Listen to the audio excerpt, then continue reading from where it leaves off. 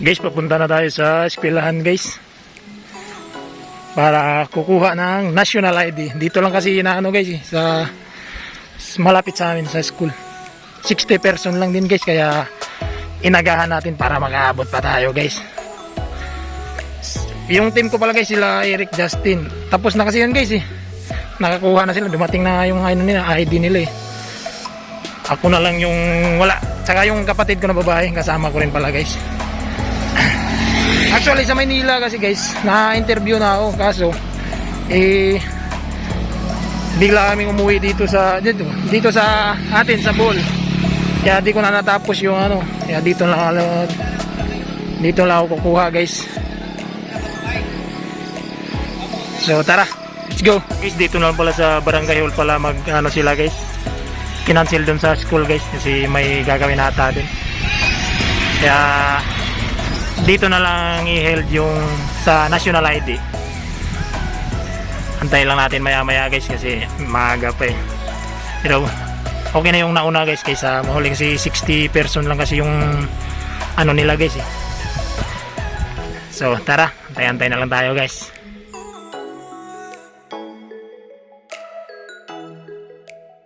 Guys, time check 7:50 ng umaga guys. Medyo maaga pa guys. Wala pa, antay na lang tayo guys. Sama naman akong panahon guys. Dito lang muna tayo sa labas guys. Antay saglit. Tara, let's go. Pabor kasi sa atin ngayon guys kasi nandito lang sa barangay hall, malapit lang, malakad lang. Dati kasi doon yan sa guys, sa munisipyo, kaya medyo malayo. Mamasahe pa tayo. Pero ngayon medyo pabor sa atin kasi nandito na eh. Malapit na talaga, kaya i-grab na natin to guys. Kasi gamit na gamit rin sa atin yan. Siyempre national ID na yan. Alright.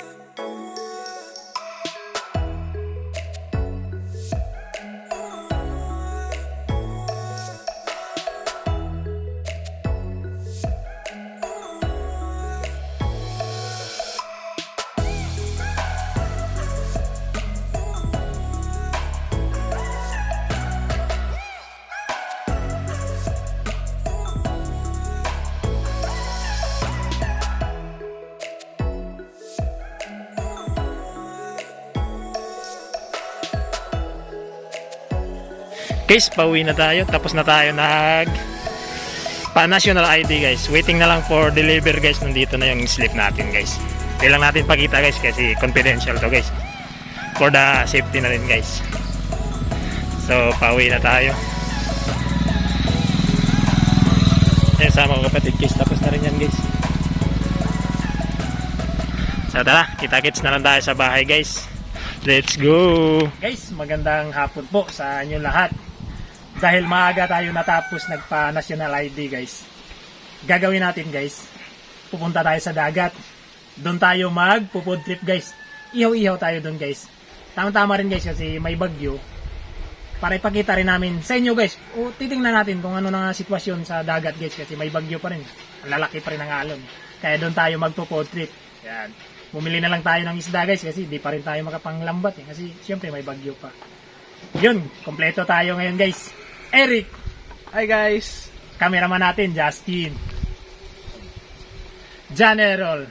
So tara guys, samahan nyo kami mag-food trip sa tabing dagat. Let's go! Let's go.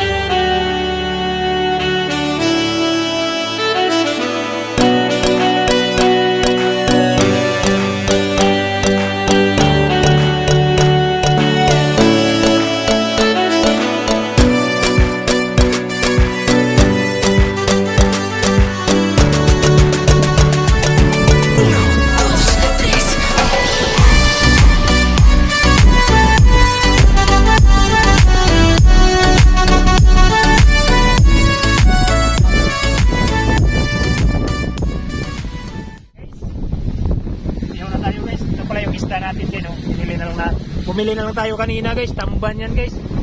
Hindi tayo makapangisda eh. Lakas ni Bagyong Kiko.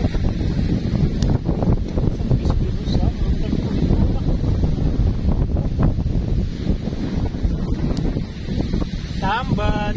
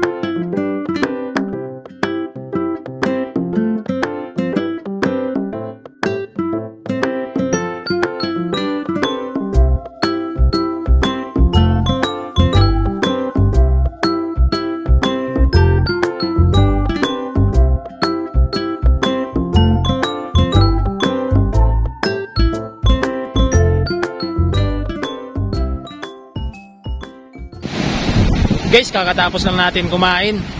Yan guys, oh, yan yung sitwasyon ng dagat guys. Oh. Grabe, lalaki pa rin ng alon guys. Justin, oh. Eric.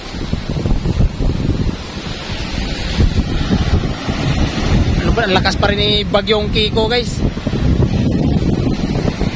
Tapos ni Julina, Kiko na naman. Kaya di pa rin tayo makapangisda guys. Kaya antayin na lang natin pagka wala nang bagyo, pagka maganda na yung panahon guys. Tsaka tayo dagat adventure. Yung palubog na yung araw guys.